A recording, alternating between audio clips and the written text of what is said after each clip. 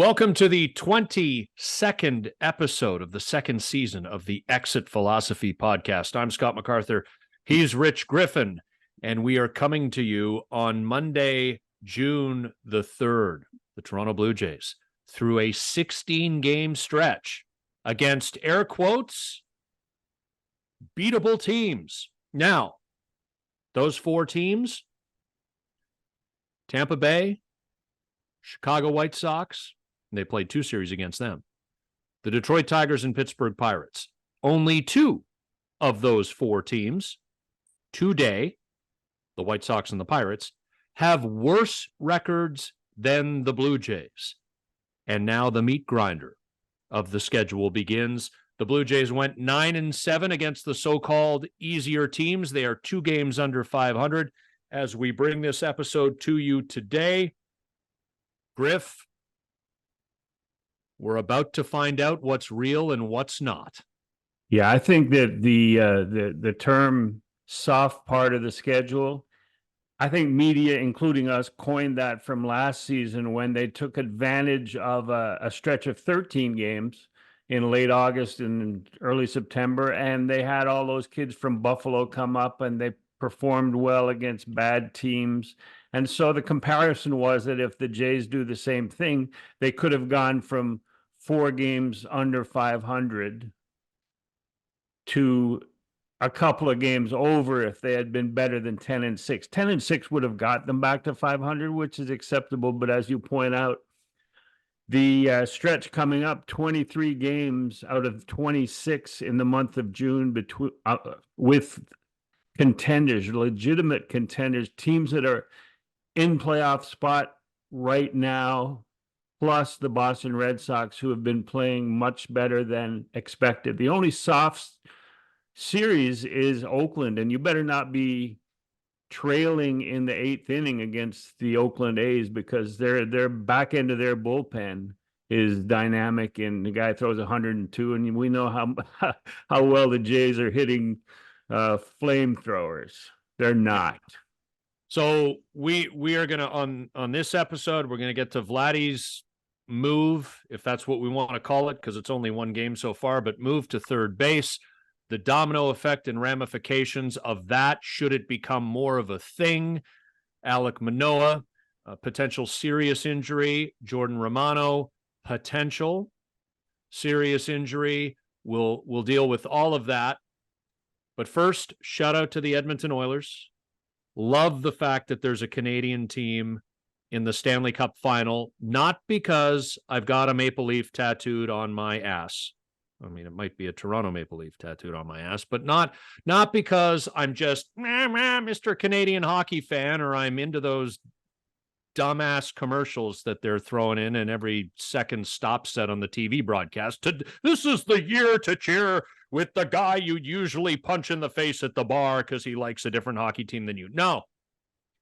What a Canadian team in the final means, Griff, is that we care, because we're either with the Oilers or we're against the Oilers. So there's an emotional investment one way or the other, and that's what I love about this, number one. Number two, I love the idea that Connor McDavid, the best player in hockey, and a guy who I really believe will retire as the greatest to ever put on a pair of skates and play in the National Hockey League, is getting his first kick at the can to compete for the Stanley Cup. Yeah, and there's no doubt that the Panthers fan base is going to be partially because of those Canadians who don't want Edmonton to win the Stanley Cup. But I have one guarantee for you, and you can comment on it or not, but I think that for the first time, maybe ever, there will be more actual people watching the Stanley Cup final in Canada than there are in the entire United States. I don't think Florida and Edmonton, despite the fact that the best player possibly in the history of the game is playing, is going to move the needle in the United States.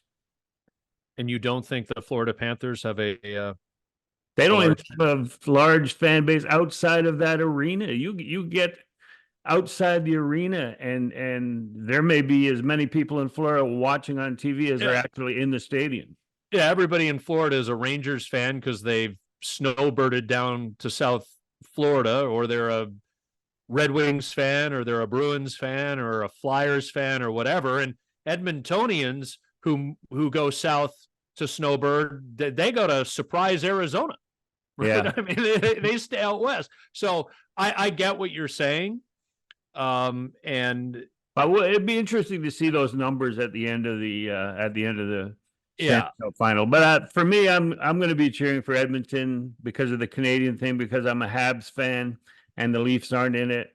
And yeah, go Canada. That's what I'm saying. Yeah, and it's funny. I was been in touch. I had an opportunity early last September to go to Lloydminster, Alberta, Saskatchewan, border town, right? So 1 foot in each province, and the event was actually at a community center on the Saskatchewan side, but we stayed on the Alberta side. So that was really cool. And they're all diehard Oilers fans in that part of Alberta. And that was like news to me because I hadn't been out there. So I was like, well, maybe there's some Calgary fans, maybe whatever. Nope, they all love their Oilers. And so I know it's a hugely exciting time for them. And the organizer of that banquet last September was at the game last night. Shout out Jamie Walker. So I was texting with him, and man, they're so happy out there, and it's great. It's great. You were there with John Gibbons event. Had he ever been to Edmonton, and did he know the Oilers existed? Griff, what are you talking about? I've had tougher questions than that. Yes, he knew the Oilers existed. He loves the Prairies. And also shout out to our buddy John Shannon, who at that banquet, in his little chat time, he and I were up on the stage, and I was throwing a bunch of stuff at John. John predicted that the Oilers would be in the Stanley Cup final. So It didn't look good after 13 games, 3-9-1. They fire the head coach. But man, oh man, did the Oilers turn it around, and now they're in the Cup final. So congratulations to them. And I say this as sort of a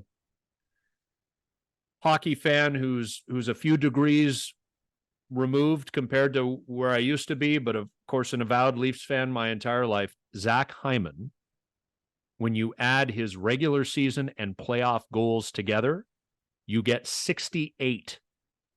And Griff, if you and I were sitting here 5 years ago, say we'll make up like 2019, and I ever said to you that Zach Hyman, regular season and playoffs combined, could have a 70-goal season in the NHL, you'd have had me committed.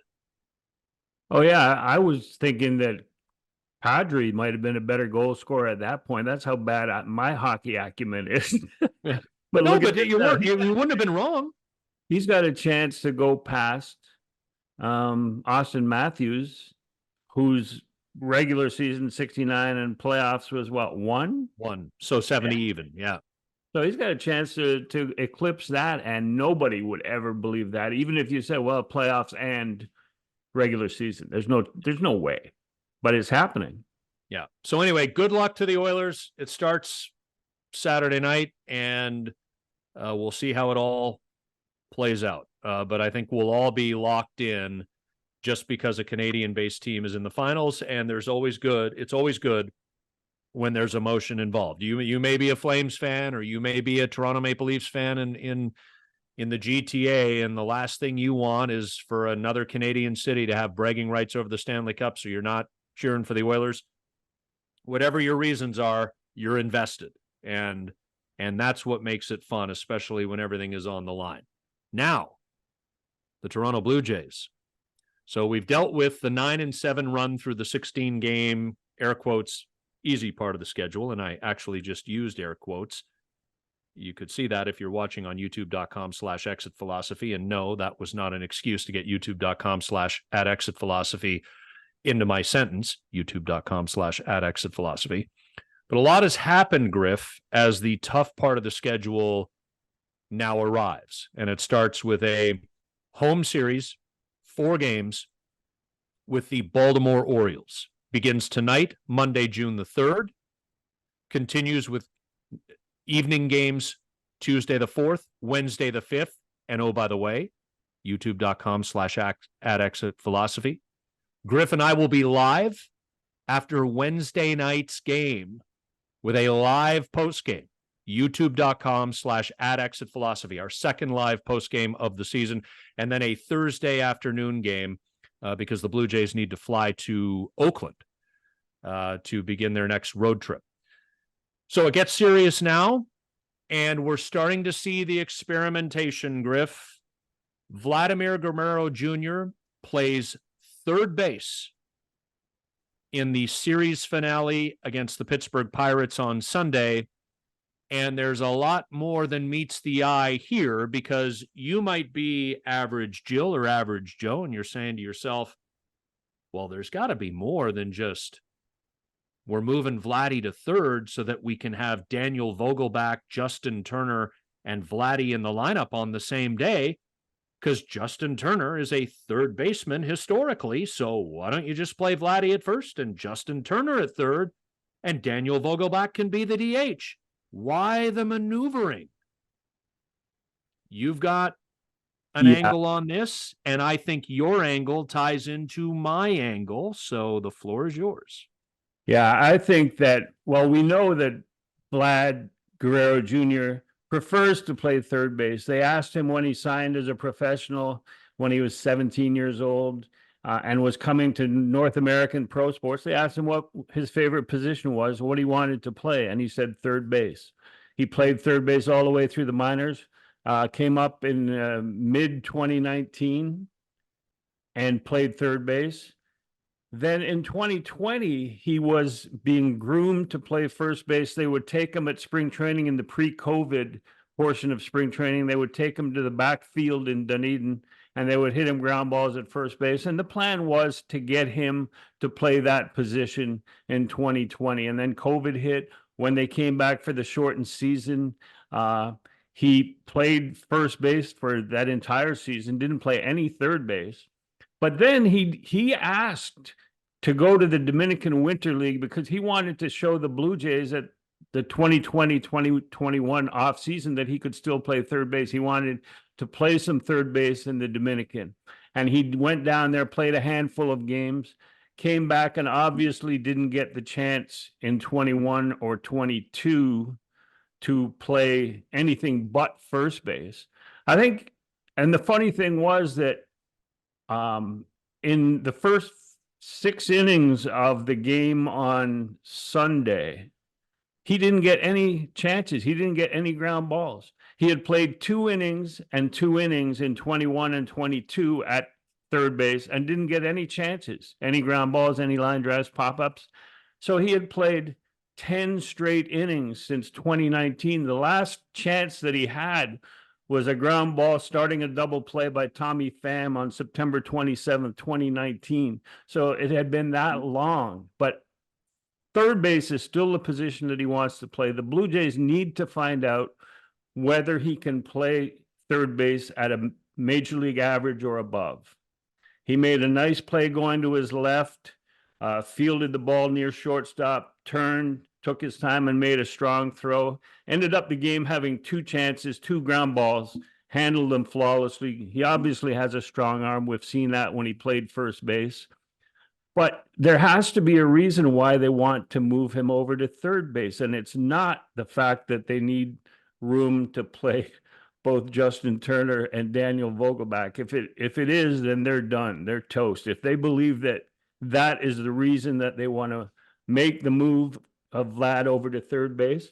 And it's not because they want to curry favor with Vlad and have him look favorably on signing a long-term deal with the possibility that he might become a third baseman again. I think the secret to this move is that before they make a move with the minor leagues and bringing up Spencer Horwitz to play first base, left-hand hitter, extra base power, great eye at the plate. He's got more walks than strikeouts, and he's hitting over 330. Before they make that move, they just wanted to see whether Vlad is a possibility at third base. And I think they're finding out that he is.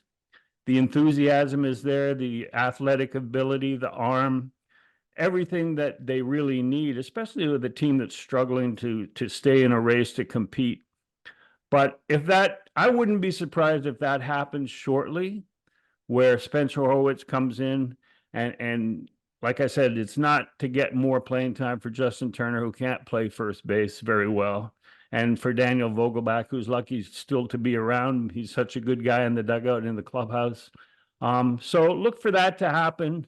I like Vlad at third base, but we'll see. What's your addition to that conversation? Well, I just so the Horwitz thing, I'm on board with, because I mean, first of all,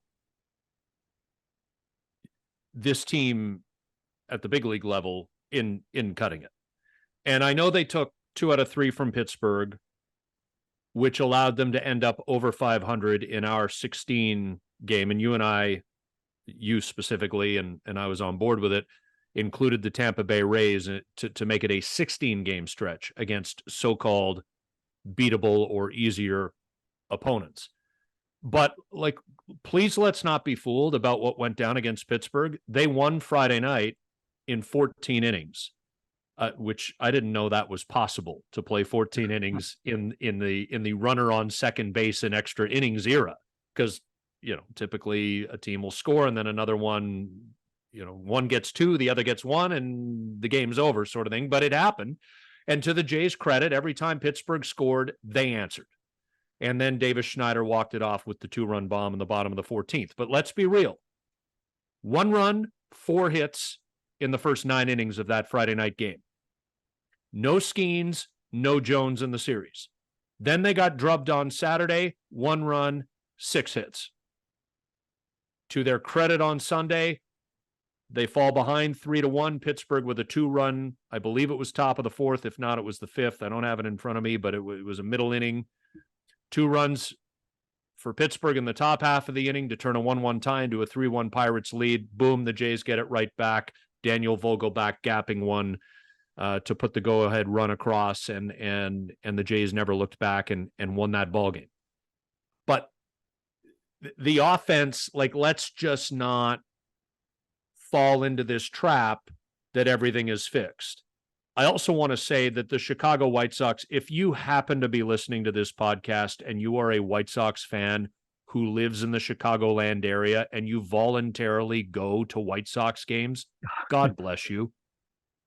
That team is horrific. And there's a 30 for 30, I'm sure, somewhere in there about what happened to that rebuild, because they had a bunch of good players and now they're dreadful. Like, it just didn't. But anyway, that's a digression. But on this point, the Horwitz thing, bring him up, because we got to see if he can do it at the big league level, because he's doing it at AAA, number one. Number two, you also got to reward guys who are performing. And we know this front office has a tendency toward risk aversion with this sort of thing, and they will drag it out until the last minute, and they will collaborate, and they will seek a 15th opinion. Can Spencer Horwitz do this? Is there some data point buried in the back end of a binder that gives us reason to keep Horwitz down in the minor leagues another 5 days? But it's time to get him up here, Griff, and I think, by extension, my long-winded point, and you and I were both on board with the signing, so I'm not going to play revisionist history and be critical. It's just where we are right now. Like, Justin Turner, I think if Horwitz comes up, a guy like Clement or someone with options is the first to go. But as this drags along, especially if the Jays fall out of it, which I think is quite possible, Turner's not here toward the end of the season. Well, just as an addition to what you're saying in terms of the team needing more offense, the team not having consistent offense. And we've said on this podcast before that they've got 6 bench players and they play 2 of them every day because of the need at second, third base, and left field. It's like a Bermuda Triangle of incompetence.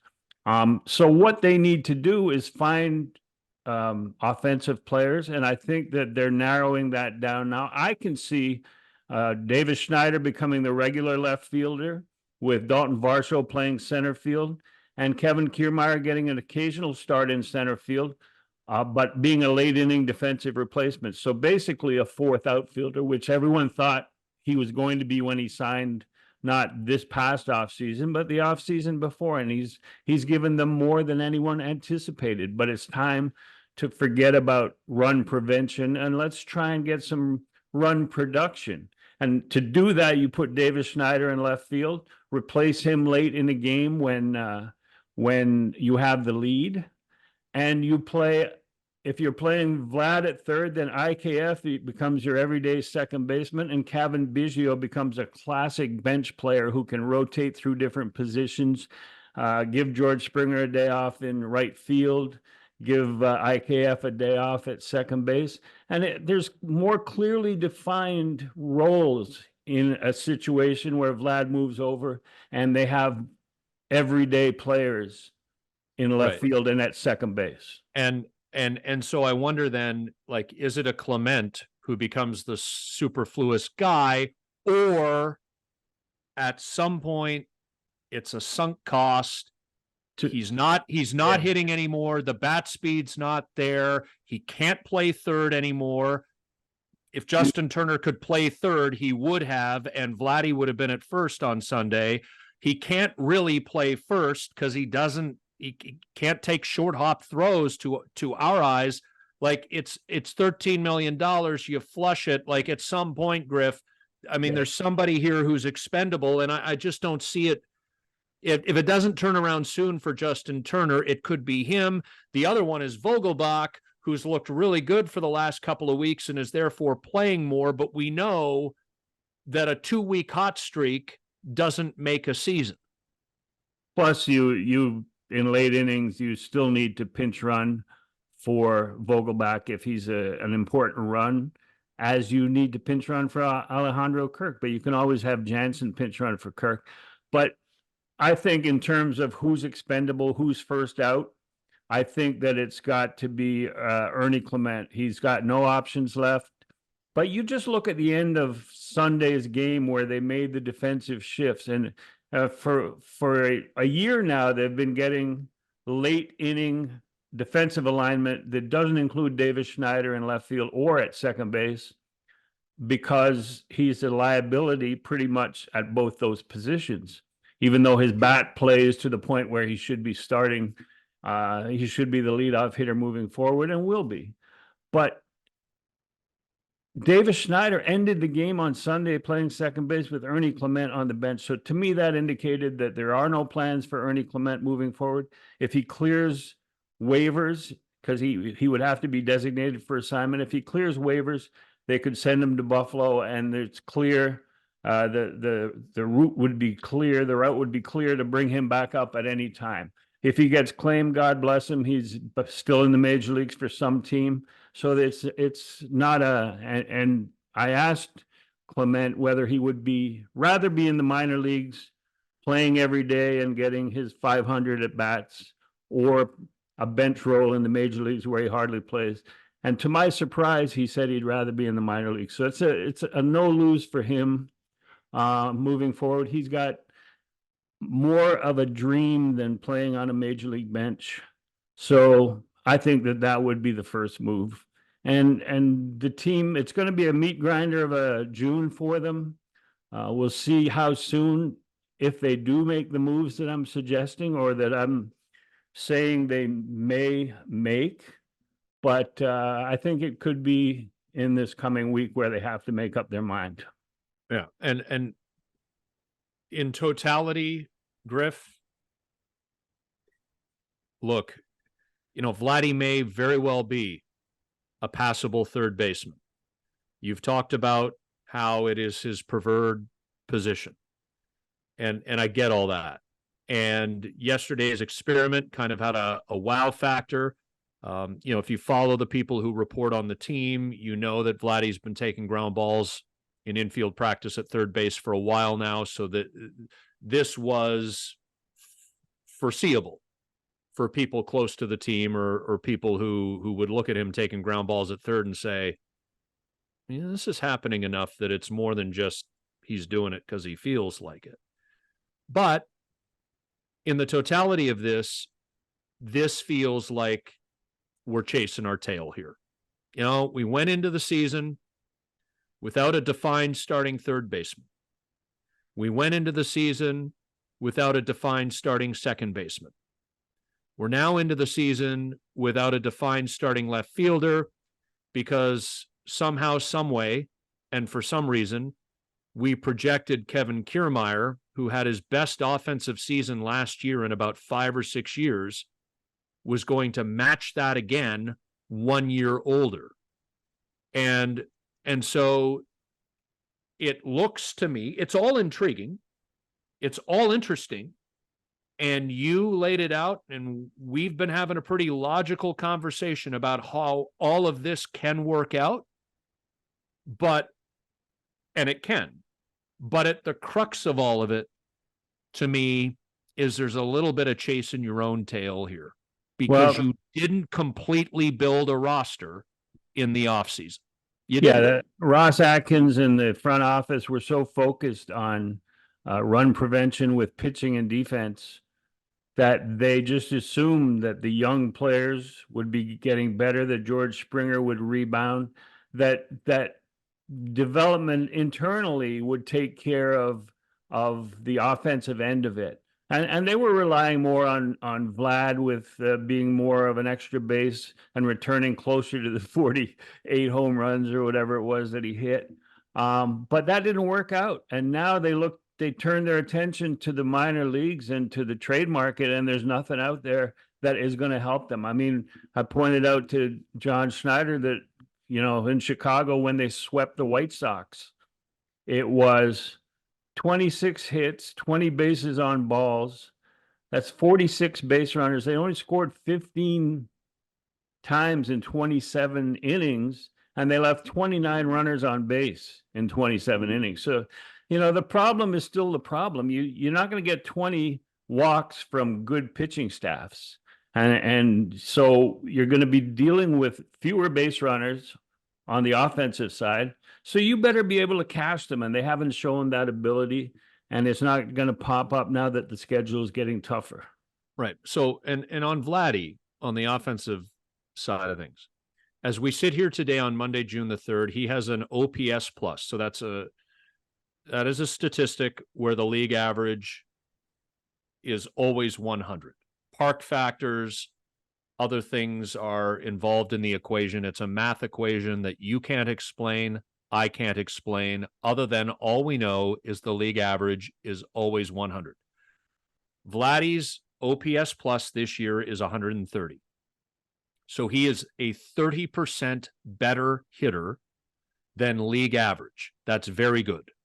His career OPS plus is 131. So he's right in that neighborhood.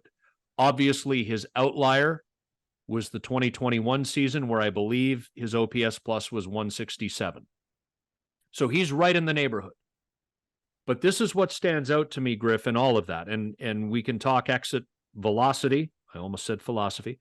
We can talk exit velocity and everything all we want. There's no doubt that he is top tier in terms of hard hit balls.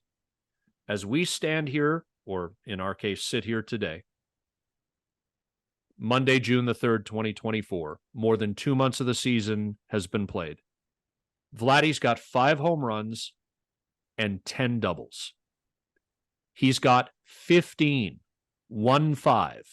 extra base hits. That would put him on pace in a 6-month season for 45 extra base hits, doubles, maybe a triple, home runs combined. He hit 48 home runs. Doubles, triples, and home runs are all the extra base hits. He hit 48 home runs in 2021 alone. We're not even talking doubles. He's on pace for a totality of extra base hits to be in the 45 range. That's the pace. I'm not saying it's going to end up there, but that is the pace as of today. And so as hard as he's hitting the ball, he this team is not constructed for him to be Tony Gwynn. It is not constructed for him to be a singles hitter.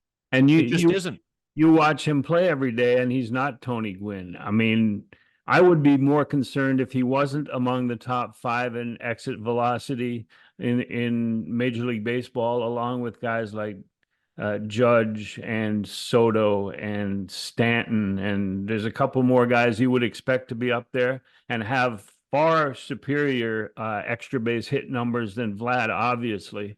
But all it takes, and the fact that he's hitting the ball that hard, all it takes is a 2-week or a 3-week stretch where his extra base hits come. Finally, they come.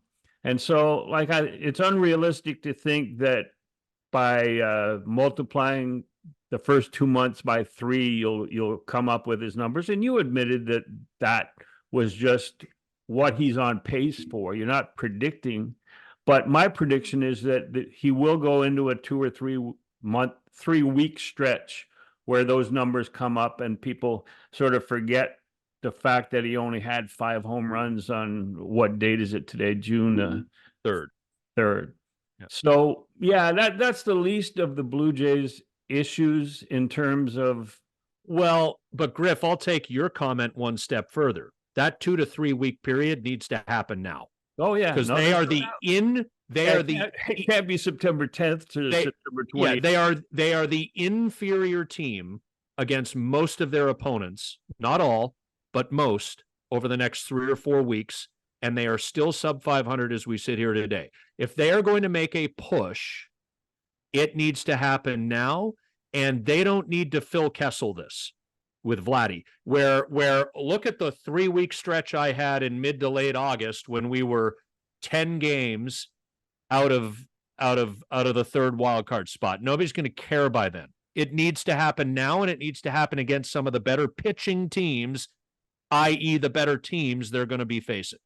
Yeah, and another what concerns me as much as Vlad's power issues, what concerns me as much over the last 3 weeks maybe is that very subtly the starting rotation has suffered in terms of effectiveness, in terms of hard hit balls against, in terms of pitching lines. I mean, you've seen Kikuchi with a couple of mediocre starts in a row. Barrios has had a couple of good starts, but nothing spectacular.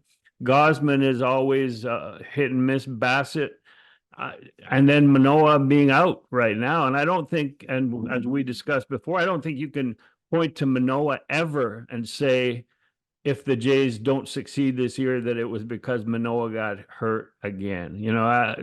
That is a minor part of their 5-man rotation. And everyone was hoping that Manoah would step up and return to the form that he had in 2022. But it hadn't happened yet. So you just make do and find someone else, find a replacement, find another 5th starter that you can count on, whether it's Yariel Rodriguez with Bowden Francis piggybacking behind him. But there are other options, and never say that it was the loss of Manoah that put the Jays in the bottom half of the East Division. I'll throw the Romano situation into that too. We were going to talk a little bit about that exact point that you make, which is there are potential setups here, and fingers are crossed for Alek Manoah, fingers are crossed for Jordan Romano, and it doesn't sound like the MRI on Romano suggested anything structural. The only problem is, Griff, is that this is now a repeated issue. The elbow inflammation, it hampered him in the spring, it's back. So there's something going on. And anything with the elbow can be really serious or end up being really serious. I want to get out in front of this. Injuries are not the excuse for this team, right? And if they fall out of it here in June, it's because they were the second best team on more nights than not against teams that they were pretty predictably the second best team against. and no Romano, no Manoah would not, or having Romano and Manoah would not have made that difference. If they have a great month of June, or even sort of hold serve, tread water, then they'll get credit for that, and they'll deserve that credit. But a couple of injuries like that, that's not the make or break difference here. And I don't think anybody is being genuine if that is an opinion that starts to get floated with any regularity. Yeah, and I brought up to John Schneider the fact that it might be more difficult to replace Jimmy Garcia than it is to replace Jordan Romano, because Jimmy Garcia can quite comfortably slide into that closer role and maybe even do a better job than what Jordan Romano had been showing in the first 2 months of the season. But then who fills in for Jimmy Garcia in the highest of leverage roles in the 7th or 8th inning against the top of the batting order, against the most dangerous part of a lineup? Who fills in for that? And the usual suspects are at the front of that line right now. You have Zach Pop and you have Nate Pearson, and they've both showed pretty well against inferior teams that they've played over the last couple of weeks. But now we'll see where Pop stands up, and if Nate Pearson can actually fulfill the immense potential that he has not to this point in his career. But somebody's going to have to step in for Jimmy Garcia, and the opponents aren't getting any easier at this point. No, and they need Chad Green to piece it back together, right? I mean, he's not 100% yet. I mean, right. we saw him come in a couple of games, and there were enough line drives with high velocity to worry some observers. And it's like he was pitching live BP to Vlad. Yeah, hard ground balls, right? Hard ground. But just one more point here on the first 2 months of the schedule. And you had mentioned it earlier, and I had a list and I forgot to follow up on it. In terms of the Blue Jays avoiding, the opponent's ace starting pitchers. I just looked at the list of starters that they had not faced over the first 2 months against some pretty good teams. They had not faced Justin Verlander. They played the Yankees twice when Garrett Cole was healthy. They did not face him either time. They did not face Yu Darvish, Michael King, or Dylan Cease when they played the Padres. They did not face Yamamoto when they faced the Dodgers. They did not face Zach Wheeler or Ranger Suarez when they played the Phillies. They didn't face Pablo Lopez when they played the Twins. They didn't face Tarek Skubal when they played the Tigers. And they missed Crochet the second time against the White Sox. So, and then Skeens and Jones. Yeah, as you pointed out, the two Pirates aces. So, like, there's been more cap tipping by the Blue Jays hitters to pitchers we've never heard of. And going back to Houston when they got no hit. So now they're getting to teams that have deeper rotations. It's not just one guy, but we'll see how they do. And we keep saying that, but week by week, we might be becoming more pessimistic here on exit philosophy, but we'll see. Like, but Griff, it's going to play out, and I think this is good now because you've had a 2.5, 3 week stretch where you played opponents that are either weaker or kind of in your range in terms of run differential to date and record overall. And now you are going up against the big boys. Baltimore, couple of series with Boston. The Milwaukee Brewers are, it's still early, but they're starting to run away with the National League Central. Right? There are some whoppers. The Cleveland Guardians. Yeah, and that's a surprising team that's playing great baseball in many areas in which the Jays are not playing great baseball. Yeah, they're hitting more. Like the Guardians are suddenly a team with pop, not Zach, but I mean they're hitting more home runs. If you think Cleveland Guardians of the last decade, sort of the Terry Francona era, it's a lot of really good pitching and really good defense, and you just sort of put together the offense. So they got a little more pop now, and they're focusing more on some of that, and they're off to a terrific start. So you may as well find out, because you got to play everybody in baseball now, right? We're moving away from American League, National League. Everybody's on the docket at some point for at least one series every year. And this next 3 or 4 week stretch is going to tell us a lot about this team. Okay. Where are you, Griff? Or, sorry, do you want to finish a thought on that? Because I just want to start a thought because it's something we talked about, but you were talking about the Pirates series and Bo. I want to talk about Bo. Well, that's where I was headed. That's where I was headed. In the Pirates series, he was 0 for 13 with 7 strikeouts. And the only time he reached base was an intentional walk in the 13th inning of that 14-inning game. And whoever decided to walk him intentionally should be fired on the spot. Guy's 0 for 13 in the series, 7 strikeouts, and you're walking and putting him on base to get to someone else, to anybody else. But where do you stand in terms of, because, we've talked about it, and I've said for the first 6 months of this exit philosophy run in 2024, I've said that they need to re-sign Bo and re-sign Vlad because you need 2 players from within your own organization to lead the way. I'm sort of getting a little shaky on that right now. Where do you stand on Bo and the Bo situation right now?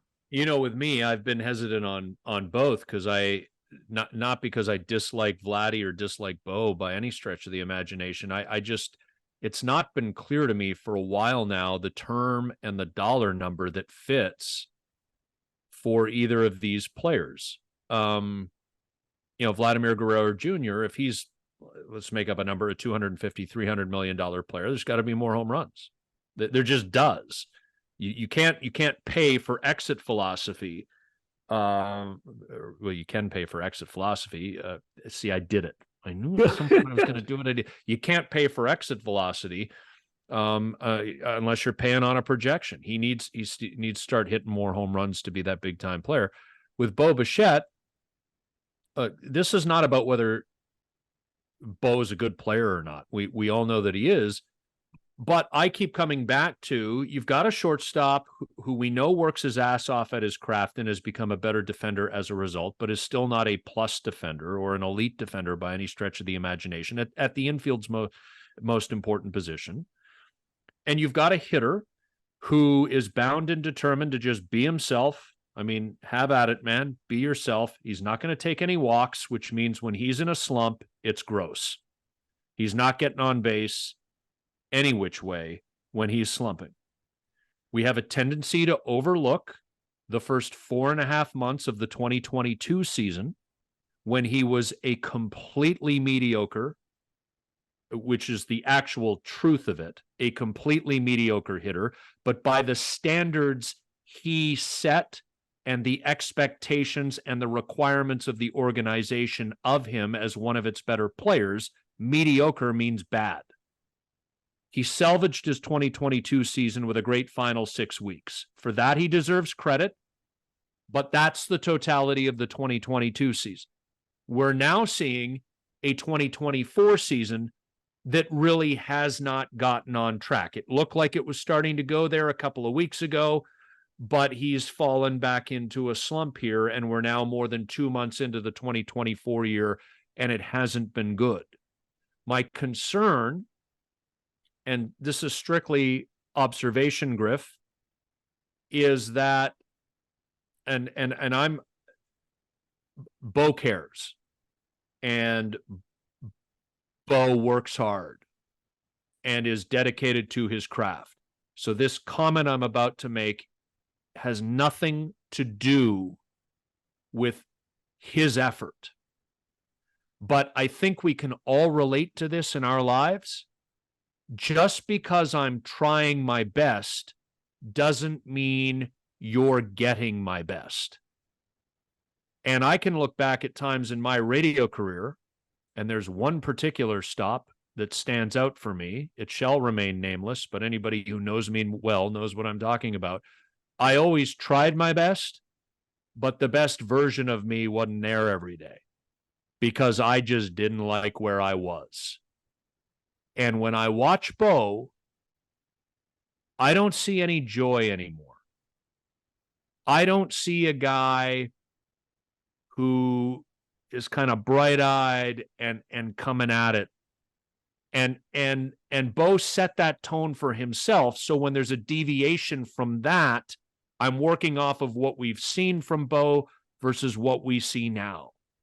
And I just wonder if, in the same way with Mitch Marner and the Toronto Maple Leafs, if a little bit or maybe a lot of bit of joy hasn't been sapped from this young man's game. Well, I have a couple of views on Bo and whether he will stay and whether he will get better this year and what his future holds. I heard this morning a Ross Atkins clip from MLB Radio, Sirius Satellite. And he said there's no chance. He says he gets asked about Bo, gets asked about Vlad and their availability. There have been rumors out there about him going to the Dodgers so Mookie Betts can get off shortstop and get back into the outfield. There have been other rumors about Bo, wherever he may end up. But there's confusion in the market right now. I mean, we just saw a winter where on the one hand, Shohei Ohtani got the biggest contract in the history of professional team sports. And then there was a bunch of guys coming down to spring training who didn't have contracts, guys with track records that didn't have contracts and were forced to sign short term with opt out, and then another free agency. So where does the players union, where does the industry stand in terms of signing players, potential star players for long-term contracts? Where do they stand? And is a team with Bo locked up through the 2025 season, would a team offer enough in terms of major league ready or major league potential players in trade to the Blue Jays, not knowing whether they're going to be able to sign him long-term or what it would take? The only teams that would take Bo Bichette as a shortstop right now are teams that are contenders in 2024. And I made a list, and the 14 teams that I consider contenders all have shortstops that at this moment are playing better than Bo Bichette. So why would any of those teams trade for him? And why would the Blue Jays trade a player they have under control, could offer to other teams in the postseason between 24 and 25, and probably get a better package because he is locked up for that one extra year? I've changed my mind on whether they need to sign Bo long-term. I don't believe that is the case anymore, but I would sign Vlad long-term, and maybe that has something to do with making him or showing his versatility between first base and third base. But Bo has fallen off my must do. So you just laid out all your logic, Griff, but you haven't expressed your opinion as to why you've changed your mind on Bo. There's a logic to it, and okay, you could trade him to the Dodgers and we see what you get back, and the Dodgers can move Betts back to right field or over to second, whatever they're going to do. But so what has led to your pivot on Bo? A lot of it has to do with the same observations that you made, the same observation that there has all of a sudden become a lack of joy in watching Bo play and watching how he approaches the game. And it may have something to do with his struggles at the plate. His fielding has been fine. I mean, there have been games where he inexplicably drops a soft line drive behind, going to his right. But by and large, as you pointed out, he works so hard at the craft at improving his shortstop play, and it's paid off for him. But I just, like you, and the reason I didn't dwell on it is because you had covered a lot of the points that I would have made, is that you look at him, you look at when Vlad slid headfirst across the plate on the Daniel Vogelbach double that gave the Blue Jays the lead against the Pirates. Coming back to the dugout, Bo was there and was not he didn't participate in the high-fiving and the celebration in the dugout. And, that's when you think nobody's watching you. And that's when you see the reality of a situation. And I think Bo, he could refine the joy that he had and that he was so visible in the dugout a couple of years ago. But at this point, he does not fit into my turnaround for the Blue Jays either this season or down the road. I have I have a few thoughts on this, and some of it's speculation and some of it's just legitimate observation or even questions. I can't imagine, and we spent last autumn witnessing them admit it and then make some cosmetic changes to half-ass address it. But I can't imagine working for these people is particularly thrilling for certain personalities. And I just wonder if Bo is tired of the act. Like I'm telling you right now, Griff, I couldn't work for a guy like Ross Atkins. I just couldn't. Because I've worked for people like him before, and it didn't go well. Just so I just wonder if Bo is tired of it, and there's never typically in life a flashpoint for things, but I will come back to a much discussed example.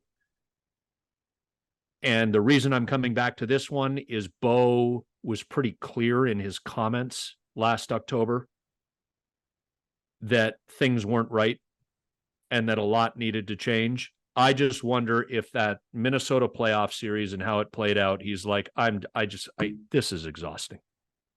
There's just, everything's overthought.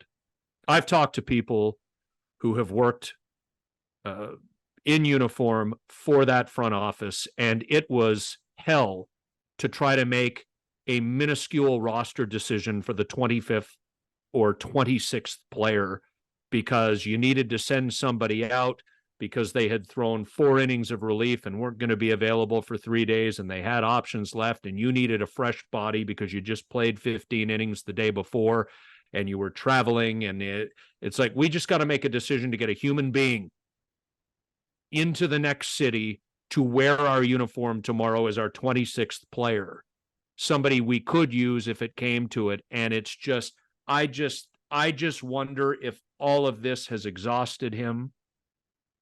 And that's one thought. The other thought is what you said, the struggles. It's just possible, Griff. Maybe, he was, and we don't know how people internalize this stuff and personalize this stuff. Bo is not the only one. So somebody could say, well, Bo should be able to handle it because the other guy did, or whatever the case may be. But Bo was very vocal about not liking, as was Alek Manoah, about not liking the pre-arbitration salary structure, being verbally, publicly disagreeable on that. I don't know. Maybe this just ain't it for him. And maybe it's manifesting in this way, or maybe you and I are completely out to lunch on everything and he's actually never been more in love with all of it. Well, what's clear to me is that Bo is not someone who is going to lead this team in its turnaround.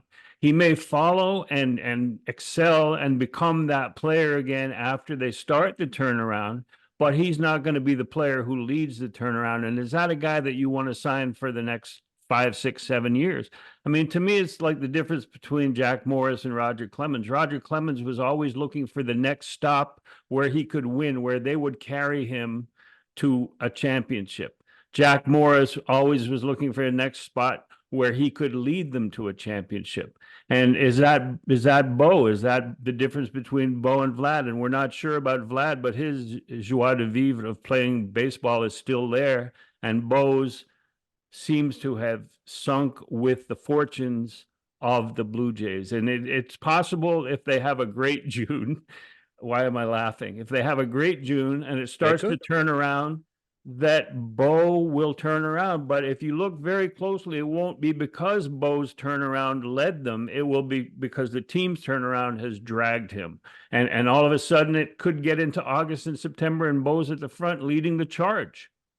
But it wasn't Bo, it was the team.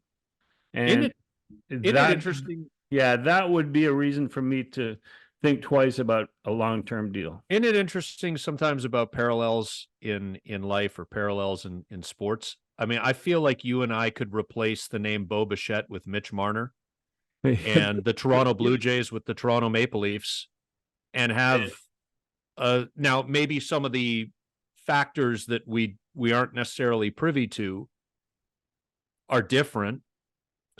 Obviously some of the players, or I don't mean the actual baseball or hockey players, but some of the players involved in people who are in certain people's ears and all that are different.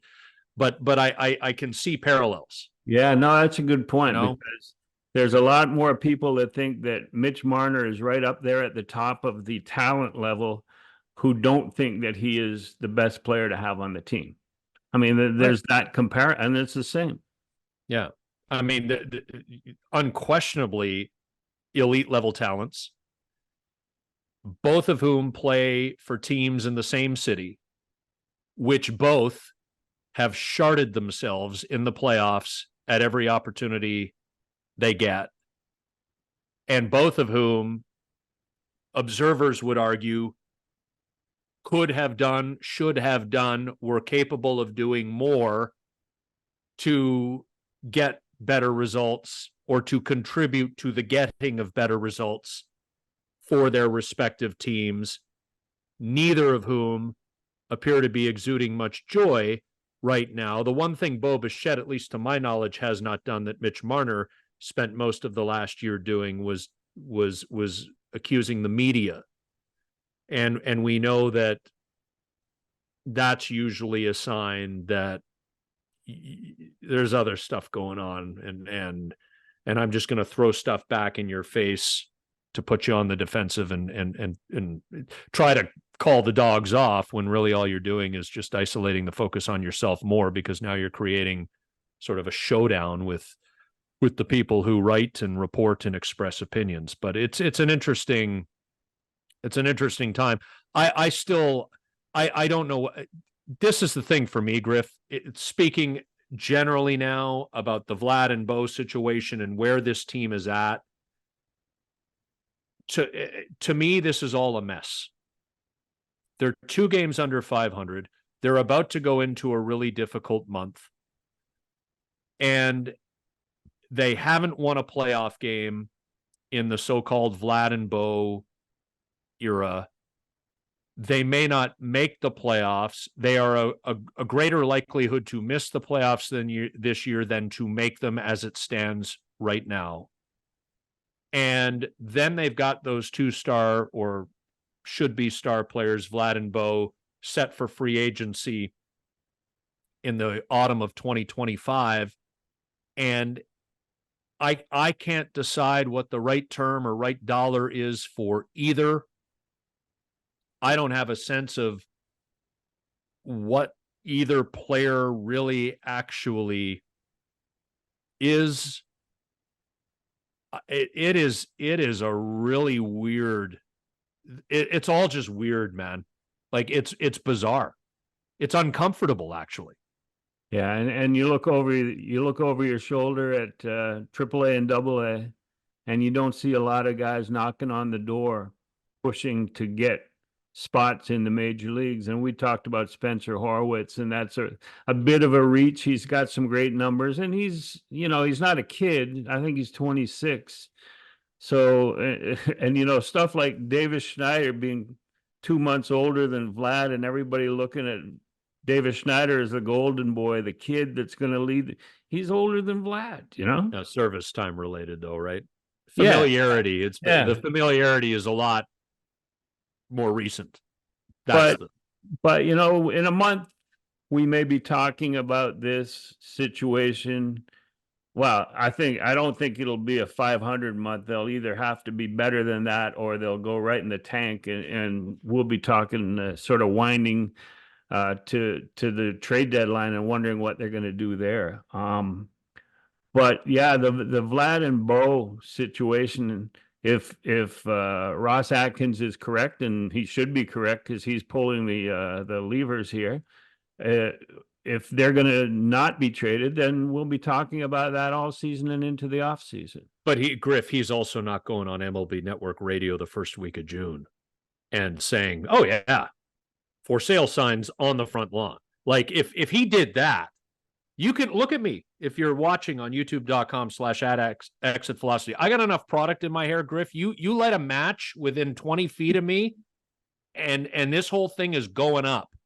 If he had said something about, oh, well, I mean, we're starting to have conversations with teams and anything's possible.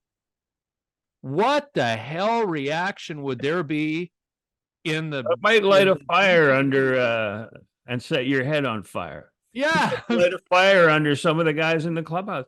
There was an interesting quote this morning, or an interesting comment this morning on MLB Network. I think Mark DeRosa, who played for the Blue Jays briefly, he was Brett Laurie's babysitter, and how did that work out? But he said that he came up for a game, and he was in the Blue Jays' new clubhouse, and he said that's part of the problem. It's too fancy. There's too much going on in that clubhouse. He said, you don't even have to see your teammate until you're in the dugout when the game starts. There's so many places to go. There's so much separation available in that clubhouse. You got a float tank. You think anybody's going to talk to you or play cribbage in the float tank? You got the weight room. You got the batting cages. You got a lounge. You got all sorts of rooms off to the side of the main clubhouse. We go in there for an hour of pregame media access. And, you might have Davis Schneider, you might have Ernie Clement, you might have 2 or 3 relief pitchers lounging in front of their lockers at the far end. But by and large, it's a waste of an hour because there's nothing going on in there because everybody's finding their own thing to do. And we'll see you in the dugout at game time. What's your name again? Yeah, it's Sorry, weird. You just hit a game-winning home run. I was staring at the iPad. Yeah, absolutely. I looked up when the crowd erupted. By the way, Mark DeRosa, spoken like somebody who must have played for the Chicago Cubs and used the home clubhouse before the Wrigley Field renovations, right?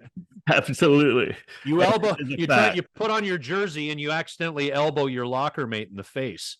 And the visitors clubhouse was even smaller. And if you weren't careful after a game, you would get hit in the head with some underwear being tossed to the clubhouse guy, Well, and the Fenway Park visitors clubhouse, unless it's changed in the last few years, Griff, it was. Oh, it's changed.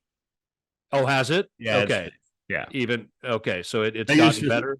Yeah, they used to serve their meals right next to the laundry hamper and stuff. It was oh God. Well, I remember we'd be kicking around pregame, and Tim Leeper and DeMarlo Hale and all the coaches, Louis Rivera, all the coaches of that period of time would be sitting at a table in the middle of the room, and we'd be trying to get to John Gibbons' office, and there's like a Rajai Davis or somebody sort of getting changed, but also half doing an interview, and it was all you could do to not bump into a chair that a coach was occupying as you snaked your way to John Gibbons's office, the visiting manager's office. That's not as crazy. Bad. That's not as bad as the story of the Lakers visiting the Bulls. And there's a blind radio guy who covered baseball and basketball for years, and his handler brought him in to do interviews. He did interviews in the locker room, and they took him over to Kareem, and Kareem was bending over to drop his shorts, and the guy shoved his microphone right up his ass. He's blind. He can be forgiven. But those who were there say it was epic. Because I can only come off sounding like a gullible idiot if I just take that verbatim. Are you making that up? I'm not making that up. Okay, and I got to Google this when we're done then. I'm not going to issue a comment, though, because I can only dig myself a hole here that I'll never. I can only dig myself a hole that guy's microphone would fit into if I comment on it further. I don't even think he had the protective sock on. So he didn't fall into the no glove, no love. Hey, I got a couple of questions before we wrap up here. What was your impression of the City Connect jerseys? I really like them. I really do. And the Blue Jays are one of the last teams to roll those out because they've been rolled out by a handful of teams each year over the last few years. And when I say this, I don't mean it to sound as a criticism, because I'm actually like looking for something to say, well, how could I improve it a bit? I might on the front of the jersey with Toronto, I might do like a white outline of the letters so that the city name pops a little more on TV. But generally speaking, I think that red, especially the undergarments, the sleeves the guys wear, or the protective padding that they put on when they're in the batter's box, that bright red, I think that pops. I love the skyline. I think they honored the traditional Blue Jays font in a little bit of a different but really good way, with the spelling of Toronto across the front. There's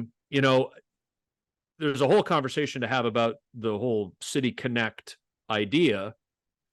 But as these jerseys go, I put the Blue Jays in the bucket with the group that I really like. I also like Houston's Space City.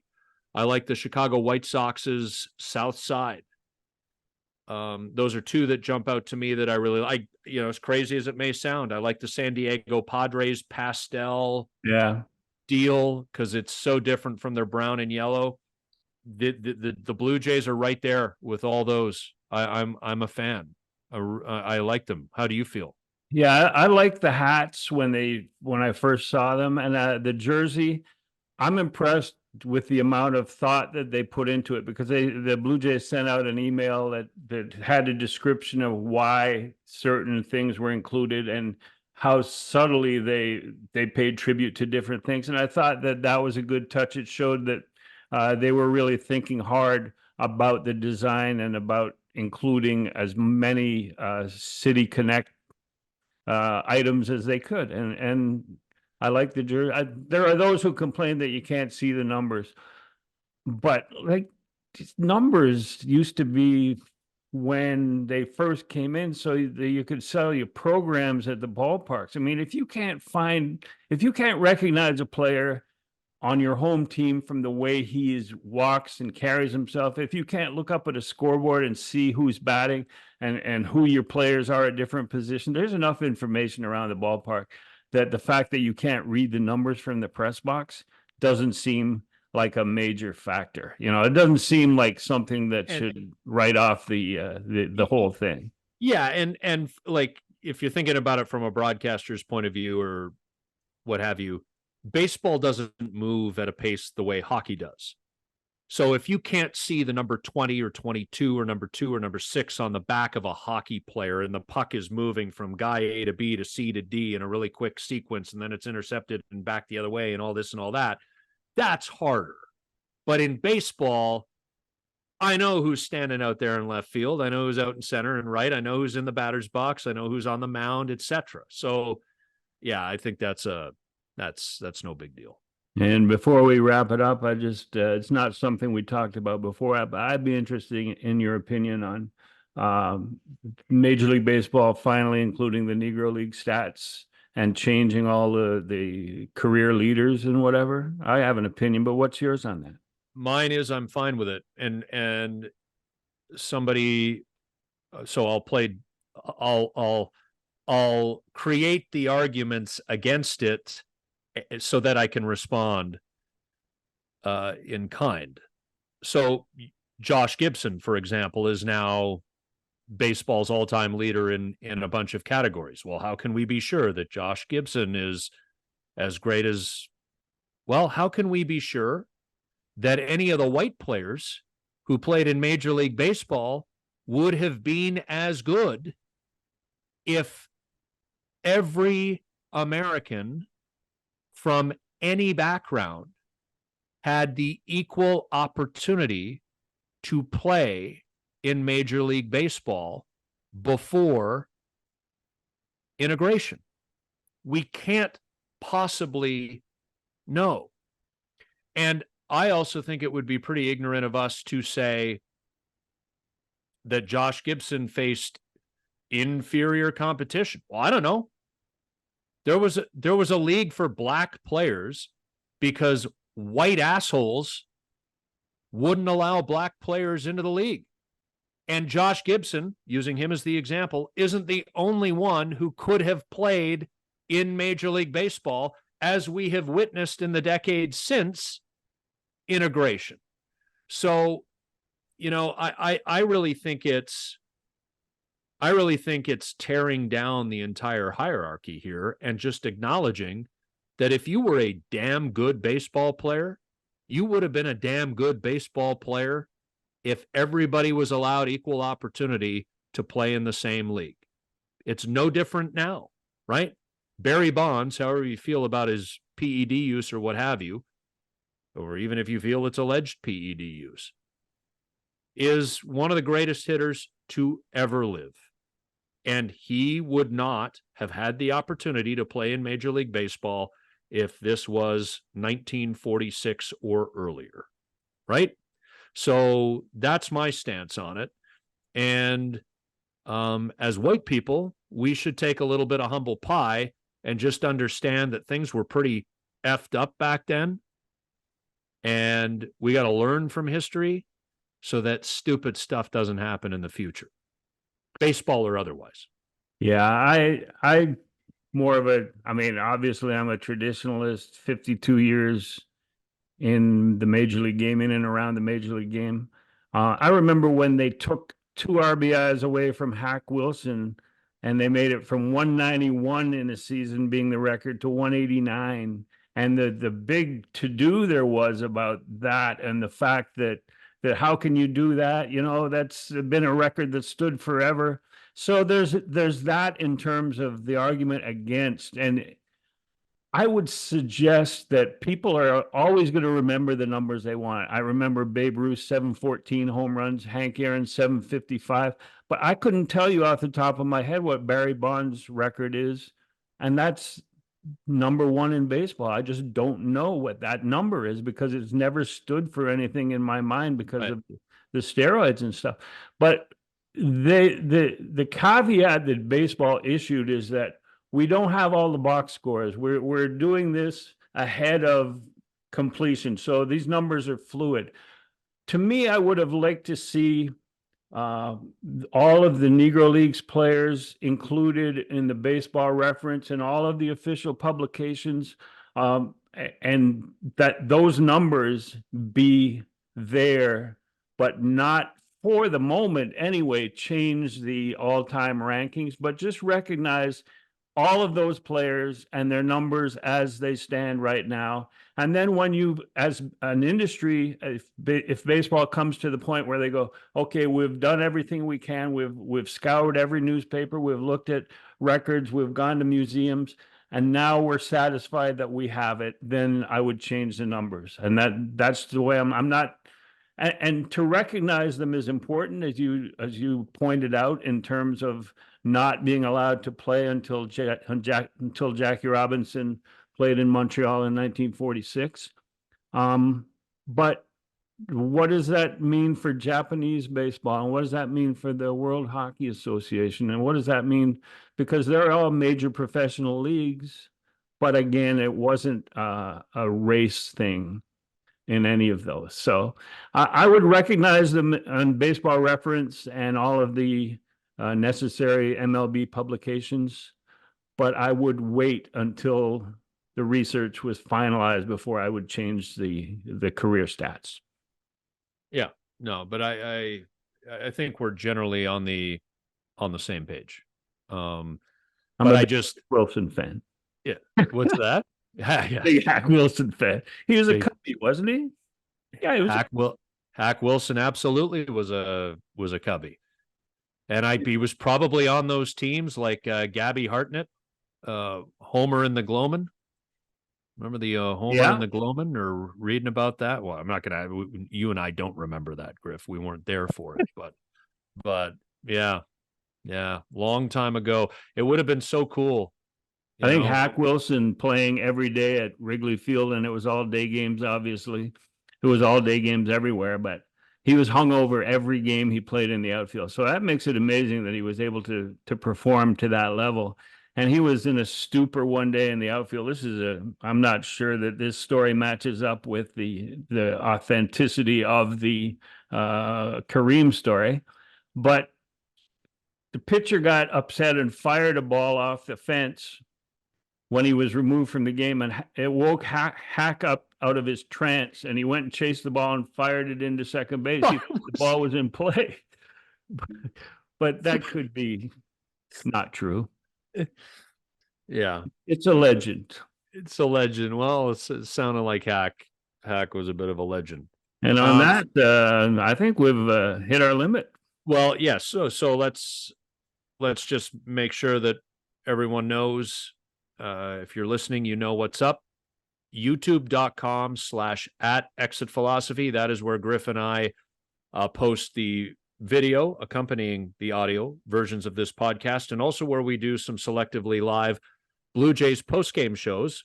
And our next one is this Wednesday night, June the 5th.